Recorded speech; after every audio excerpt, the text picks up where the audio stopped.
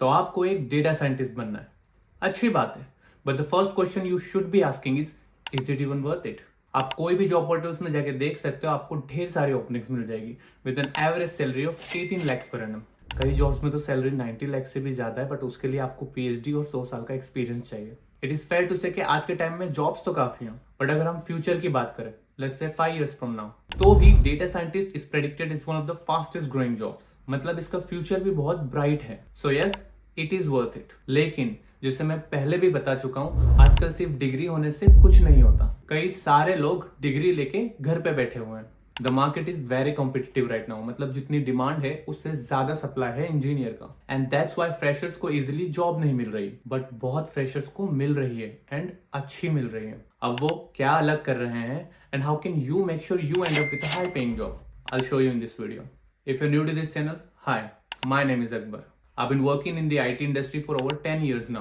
I've worked for companies like Ford Motors, Lloyds Bank, and I currently work as a senior software engineer for JP Morgan Chase in the UK.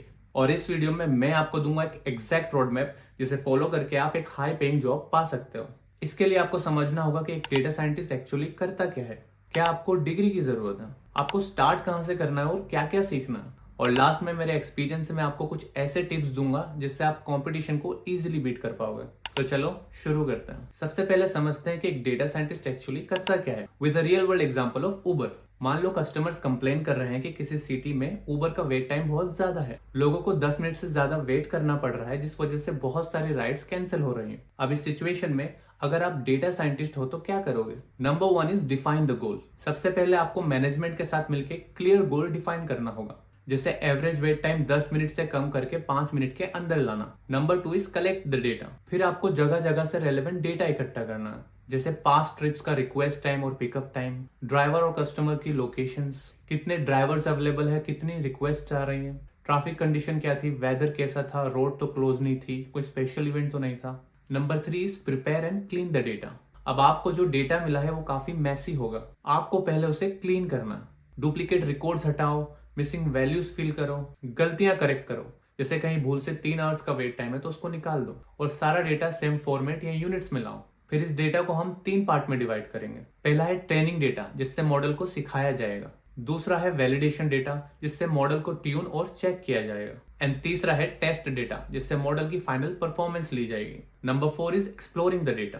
उसके बाद आपको charts और graph से समझना है कि actually चल क्या रहा है। वेट टाइम हर बार ज्यादा है या सिर्फ रश आवर में? कौन सी लोकेशन कंसिस्टेंटली स्लो है, किस दिन वेट टाइम सबसे ज्यादा है? कभी कभी इसी स्टेज पे सिंपल सॉल्यूशंस मिल जाते हैं, जैसे फ्राइडे को 6 से 8 के बीच में मॉल एरिया में एक्स्ट्रा ड्राइवर भेज दो। Number 5 is feature engineering. अब जो डेटा आपके पास है उसे मॉडल डायरेक्टली समझ नहीं पाएगा, इसलिए डेटा को आपको यूजफुल सिग्नल्स में कन्वर्ट करना पड़ेगा, जैसे कस्टमर से नियरेस्ट ड्राइवर का distance, driver to request ratio, day and time peak hour flags, weather flags जैसे रेन या स्नो के लिए, ट्रैफिक एंड वेदर का कॉम्बिनेशन। इनसे मॉडल को ज्यादा क्लियर आइडिया मिलता है और वो वेट टाइम ज्यादा एक्यूरेटली प्रेडिक्ट कर पाएगा।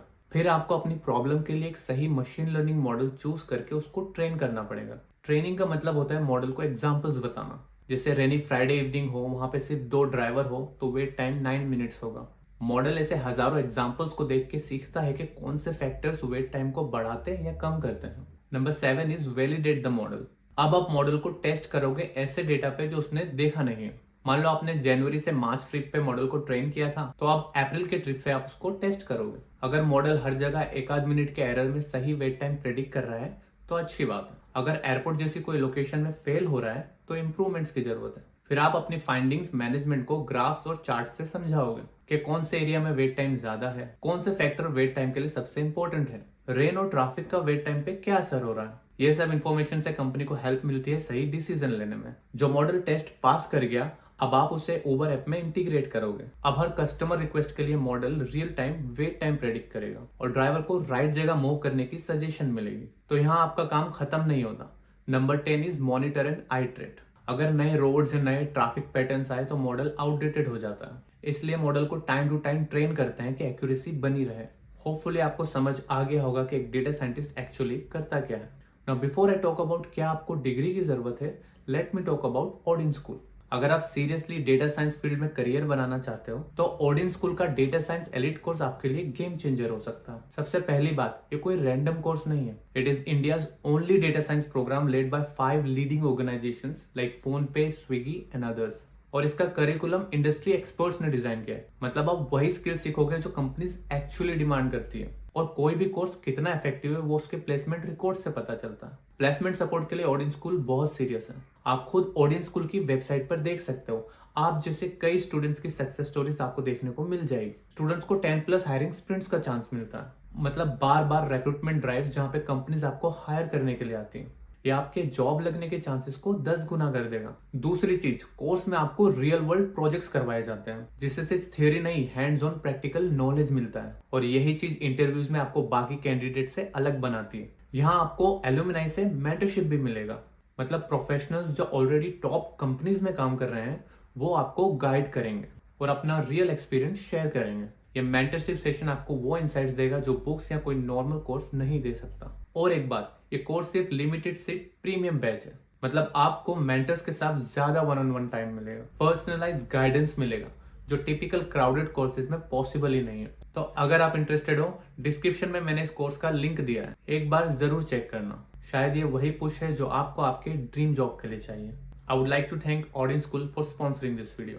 चलो अब बात करते हैं कि क्या आपको डिग्री की जरूरत है। अब इंडिया के टोटल जॉब पोस्टिंग्स देखोगे तो पता चलेगा कि 24% जॉब्स के लिए पीएचडी मस्ट है। Example research roles at OpenAI. 30% role के लिए मास्टर्स प्रिफर्ड है। एग्जांपल प्रोडक्ट बेस्ड कंपनीज में। 20% जॉब्स ऐसी है जहां पे बैचलर्स डिग्री भी चलेगी और 26% जॉब्स में कोई डिग्री मेंशन नहीं है, विच मीन्स यहाँ डिग्री बिना भी काम चल सकता है। आई वुड रिकमेंड कि पॉसिबल आप एटलीस्ट बैचलर्स डिग्री कर लो। That will make you eligible for almost 50% of the jobs. And don't worry अगर आपके पास कोई डिग्री नहीं है, I will tell you in the end how can you still land a job. Now let's talk about आपको start कहां से करना है और क्या क्या सीखना है। जैसे मैंने AIML वाली वीडियो में बताया था, आप डेटा साइंस की लर्निंग को भी 5 ग्रुप्स में डिवाइड कर सकते हो।